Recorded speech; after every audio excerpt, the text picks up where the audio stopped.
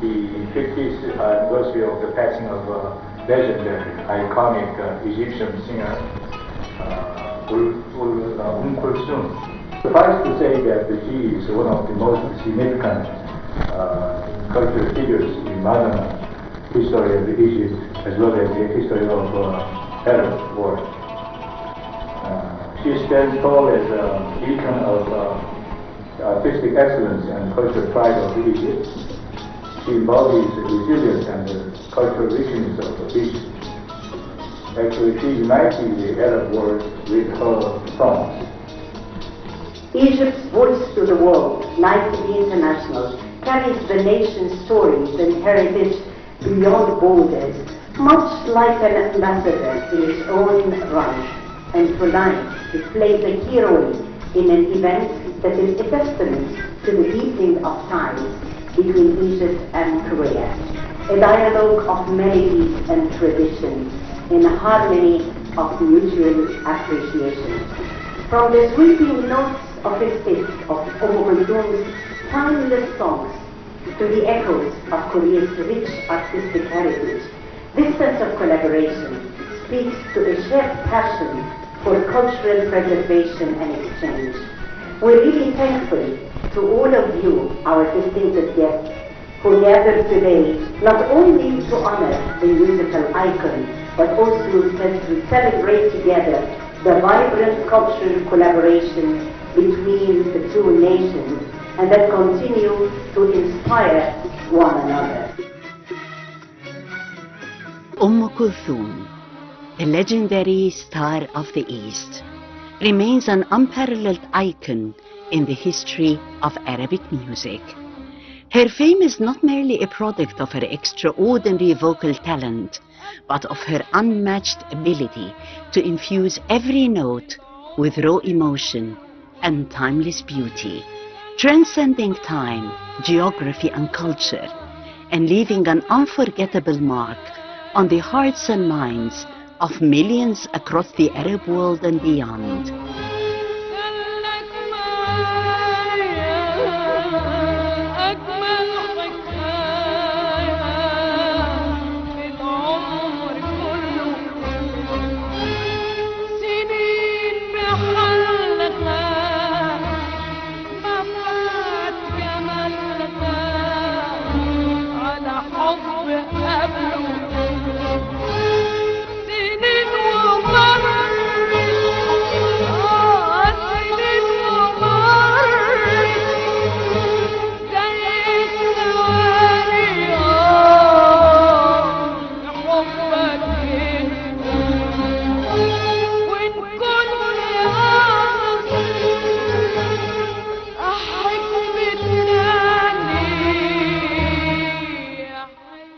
In a beautiful Ramadan night, and in collaboration between the Korean Embassy in Egypt and Nile TV International, a special Ramadan night was hosted in honor of the legend, Sit Kulthum.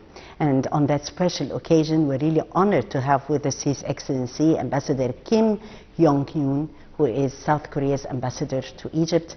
Your Excellency, thank you so much for joining Nile TV International on that special occasion. It was a wonderful night, our collaboration, and this special event was hosted in partnership with Nile TV International, starting off by the role of cultural diplomacy, in further fostering relations between our two nations. In bilateral relations between any two countries, I think that the people's ties, cultural ties, is very important. So we emphasize, we attach great importance in cultural diplomacy. And tonight's the iftar in recognition of Kulthum is also a part of our that efforts for cultural diplomacy. Reaching out to the Egyptian people. And I'm very glad that tonight we had a lot of Egyptian people from all walks of life. I myself very much enjoyed the Egyptian music and the songs, Kulthum's songs, and also Korean songs. And particularly, I like to highlight that Egyptian artists, Egyptian soprano and the Korean soprano, sang together the Korean lyrics.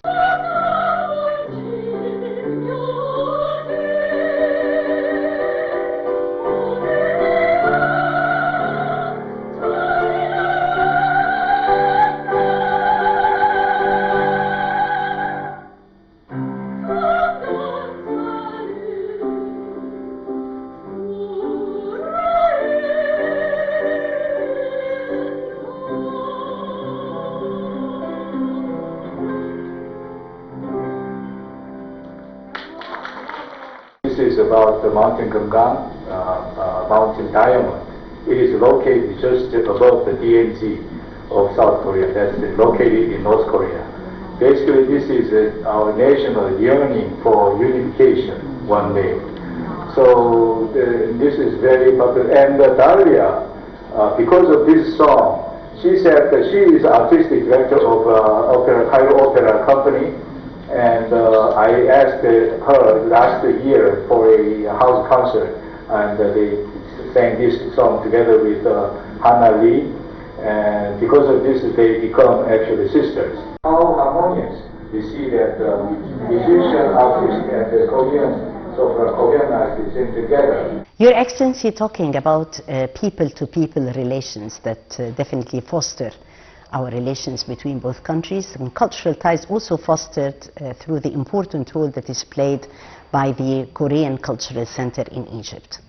Yes, I'm very glad that our cultural ties between Korea and Egypt, our two people's cultural ties is growing and deepening, particularly that Egyptian youth and Egyptian people very much love Korean songs and Korean culture, Korean food, and the Korean TV dramas, movies. So, and then I would like to have these cultural ties be more two-way streets. So I like to have more Egyptian the culture, Egyptian art and music, and those be more introduced to Korea.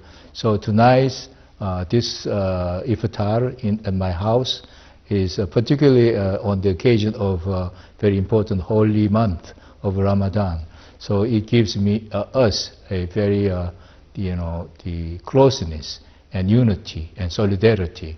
So that is very important. And in the future too, I like to have more this kind of activities, cultural activities. We call it also public diplomacy and cultural diplomacy. I think this is very important.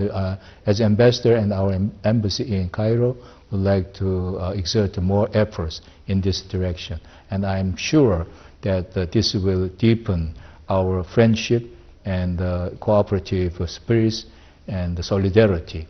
That will definitely serve a very solid foundation for other areas like economic or political or geopolitical securities.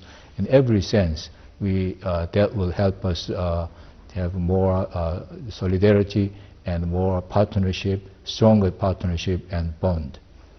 The event highlights the great collaboration between Nile TV International and South Korea's embassy in Cairo, further fostering the cultural ties between both nations and also highlighting the importance of soft power. Right. Actually, this year we celebrate the 30th anniversary of our diplomatic relations. 30 years ago, we established formed a diplomatic ambassador level of diplomatic relations. Although it is a relatively short period of time, but over the 30 years we achieved a lot, and the cultural areas too. So in the next 30 years, and in the future, I like to have more events. Particularly this year, in celebration of 30th anniversary, we invite some classical musicians from Korea and some other more cultural events. Like we have a special exhibition, and actually April 30th, we are going to have a cultural symposium. So many artists and academics They will come from Korea to have expand and deepening their network with their counterparts in Egypt. So that will take place in April 30th. After that, the symposium, we will have also some performance. It is Korean traditional performance and at the same time modern performance. And that is a fusion performance.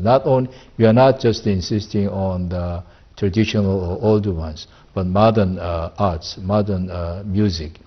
And on that occasion, we also would like to have Egyptian artists, Egyptian musicians. They also join and perform together. So that kind of joint performance and other. We have many, as you said, sky is only limit. So we have a great potential. So this anniversary, 30th anniversary, will provide us more momentum and impetus to further developing cultural ties. So that cultural ties will also help that overall bilateral relations. While we are celebrating Estet, her legendary musical status has reached all corners of the world. Estet Kulthum, the enduring light of Arabic music's brightest star, the greatest Egyptian female singer of all time. She was more than just a singer. She gave new impetus to Arab culture. Tonight, it's not only a tribute, it's a tribute fit for a legend. And on the anniversary of her passing, her voice lives on. And also so does her stories that never fade. I hope that you will all enjoy this lovely evening. I wish you a joyous and a prosperous Ramadan. Enjoy, and thank you so much for coming. Tonight, with this sense of collaboration between the South Korean Embassy in Egypt, and thank you so much for your leadership, Ambassador, and all the support that you gave to make this night a success. And Nile TV International screened our documentary that mainly had depicted the life of the legend Estet Kulthum and her legacy, her path, and also her beautiful songs. And I'm glad to know that you knew more information about her songs and how our beautiful voice, her legacy, through this documentary that was mainly also translated, and with the songs translated, giving a meaningful aura to the whole story. Your impression of this documentary, and how far can such works further foster our cultural ties between both nations? Right. Really, I also learned tonight that Kulthum is not just a singer. She is a very the symbol or icon of Egypt, voice of Egypt, and she did a lot of things, and socially, and not only limited to singing. So I'm not quite sure whether the Kulthum is also known to many Koreans. But this tonight's events and the documentary, so I will also the publicize tonight's events, and that will also reach out to Korean community here in Cairo, and also more reach out to Koreans in Korea and other places. Born in the small village of Tamayez Zahaira in 1904, Fatima Ibrahim al-Biltagi, later known as Kulthum, showed an early inclination for singing. Her father, an imam, initially resisted the idea of his daughter pursuing music. However, recognizing her talent, he allowed her to perform in religious ceremonies, often dressing her as a boy to navigate societal norms of the time. It was during these early years that her remarkable voice began to capture attention with its extraordinary ability to evoke profound emotion. By the age of 12, Kulthum had already started gaining recognition. Her move to Cairo in the early 20s marked the turning point of her life. In the bustling capital of Cairo, she immersed herself in the vibrant cultural scene, learning from renowned poets, composers, and musicians who helped refine her craft. The 30s and the 40s saw Kulthum cementing her position as the unrivaled diva of the Arab world. Her collaboration with legendary composers like Zakaria Ahmed and poets like Ahmad Rami was instrumental in shaping her legacy and in crafting timeless classics that still resonate today. This is the second year, Excellency, that you experience Ramadan with us here in Egypt, and I love the fact in your speech that you mentioned Ramadan في مصر حاجة تانية. Ramadan in Egypt is really special, and I would add Ramadan في مصر غير الدنيا. Ramadan in Egypt has a different flavor than any other place in the world. So experiencing Ramadan in Egypt and this distinctive flavor, tell us more about your memories with Ramadan this year, and experiencing the holy fasting month in Egypt. It's really special and really Hagatanya. I'm learning basic Arabic, and this is second Ramadan. And first Ramadan, I was not so much familiar. And people said that it is a slow season, slow month. Working hours is shortened, but actually people are busier, because every evening you have iftar and sohor and family reunion and prayers, reflection, sharing. So the second Ramadan for me, I know more, about the Ramadan the festivities. So now I really agree that the Ramadan fi Masr Hagatanya. رمضان في مصر حاجة تانية والسر في التفاصيل. رمضان في مصر غير الدنيا طعمه في طعم النيل. في كل حتة بنتمشى فوانيس وزينة في الشارع. صوت الأذان يدخل قلبك ونصلي تراويح في الجامع. رمضان في مصر حاجة تانية والسر في التفاصيل.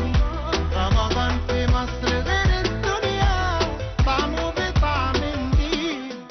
The inauguration of GEM, which is actually you have like a couple of months to go for the inauguration of GEM in July, and this is a history-making event. Egypt is going to be making history, and I guess it will be smashing headlines.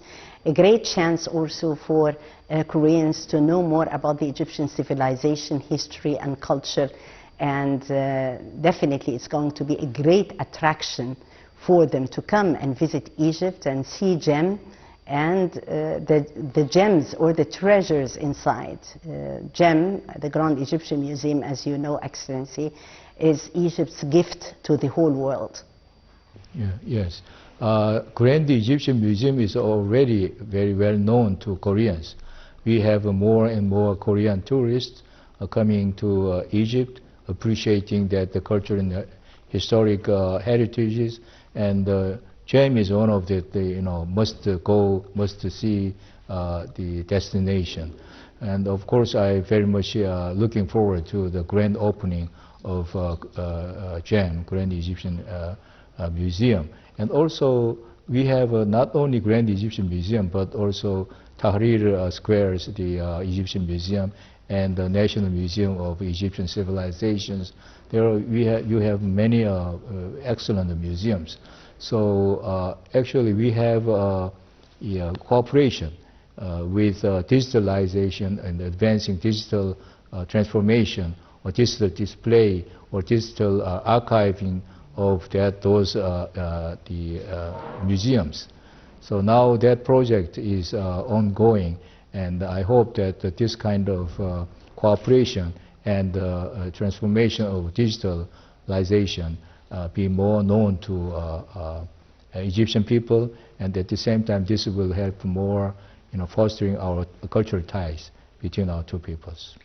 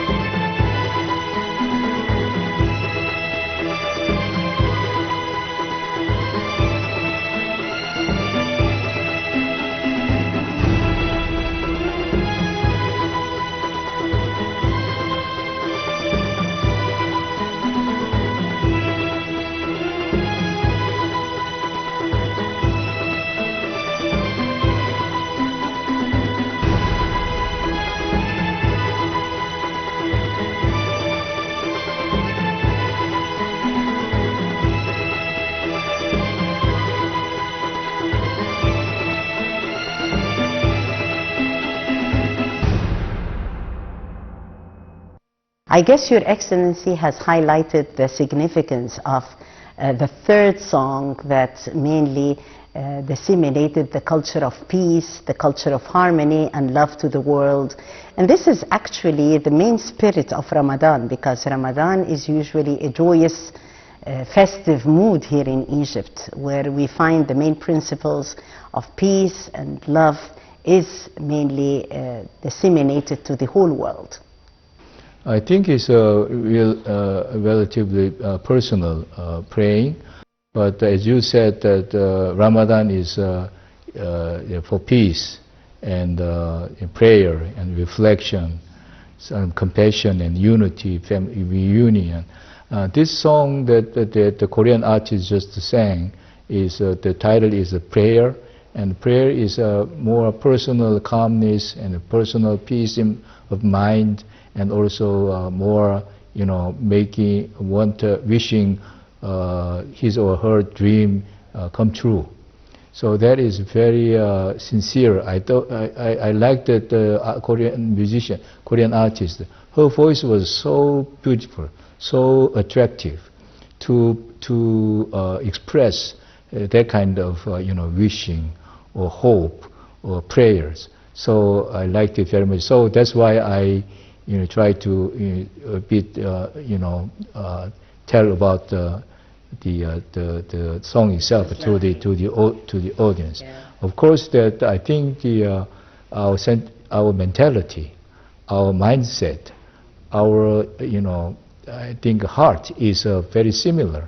I mean that Koreans and Egyptians share that very common mentality in terms of songs and that very emotional, sentimental, even emotional, the sentiment. In that sense, I think the Kulthum's song, and tonight we also show that Korean, very the famous female pop singer, whose career is about 60 years now. She recently retired. Her name is Lee Mija, and one of our Korean artists. The second song was Lee Mija's song. So that is, I think, that the kind of matching together, very well matching. Kulthum's songs and her Lee Mija's song is a little bit similar tone, similar sentiment, similar feeling. Yeah. And about I like the Kulthum's songs. I actually, frankly speaking, I didn't know about Kulthum, and I never heard about Kulthum's songs. But after I arrived here, I came to Egypt, and she was really legendary and iconic singer. But today I saw your documentary and her songs. And the subtitles, what she is singing, love and very soft-hearted emotions, sentiments.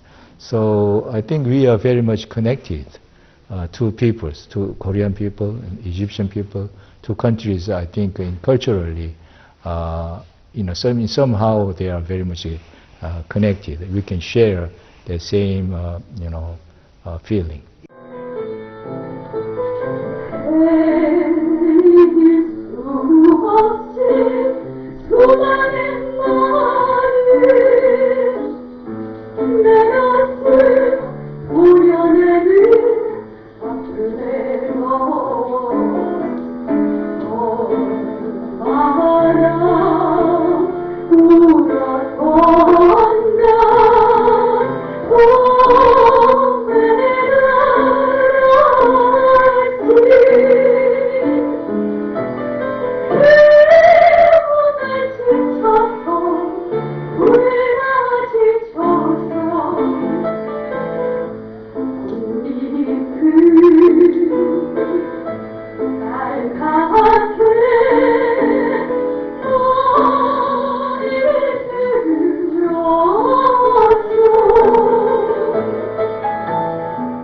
Following Ramadan, the festive mood continues in Egypt with Eid coming, the Lesser Bayram, and I hope that you would have some time to experience kahk, or what we call the pastries that are really served, the sweets, in occasion to celebrate the feast. So if you'd love to extend a message through Nile TV International, the voice of Egypt to the world, to all our fellow Egyptians watching you right now, and also to our viewers all around the world on the occasion of the festive mood in Ramadan, and also during the Lesser Bayram celebrations and Eid, upcoming Eid. Mubarak, Ramadan Mubarak, Ramadan Kareem, and all blessed Ramadan, happy Ramadan. And during this holy month, you have a good feeling, and also your prayers be materialized, come true, and peace, particularly peace and hope. I think this peace and hope is what we need more than any other time here in this region. Not only Egypt, but also the beyond Egypt, this whole region. We need peace and hope, and for that we need prayer during Ramadan time. So all the happiness to Egyptian people for Ramadan. Your Excellency, Ambassador Kim Yonghyon, Ambassador of South Korea to Egypt, thank you so much for a beautiful night that will remain memorable in a special collaboration between Nile TV International and the South Korean Embassy in Egypt, that has really helped further foster people-to-people relations and highlighted also the legacy of an icon, Sit Kulthum, that is loved by millions around the world. Thank you so much. Thank you. Thank you very much. Thank you. Thank you, dear viewers, for joining us. That was a night in love of Sit Kulthum, the Egyptian legend. We'll meet once again on Exclusive with Taghreed Hussein. Until then.